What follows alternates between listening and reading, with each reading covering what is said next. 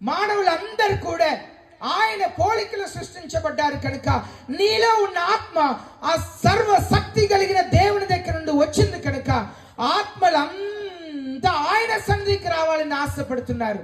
నేను చెప్పానే, లూసిఫర్ అనబడిన వాడు ఆయన దేవుడు త్రోసివేసిన తర్వాత సాతానుడుగా, సైతాన్ అని చెప్తారు కదా, ఆ సైతానుగా దెయ్యాలుగా మారింది కదా. ఆయనకు మధ్యలో దేవునికి మధ్యలో జరిగే పోరాటం నేనా నువ్వా? నేను మానవులందరినీ కూడా నా కొరకు నువ్వు చేసిన అగ్ని గుండంలోకి నేను వెళతాను. నీ పోలికలు చేసిన మానవుల్ని నేను నా పోలికలు మార్చి నాతో పాటు యుగ యుగములుగా నువ్వు నాకు ఇచ్చిన శిక్షను అనుభవించేటట్లుగా చేస్తానని చెప్పి సాతానుడు పోరాడుతున్నాడు మానవుడితో.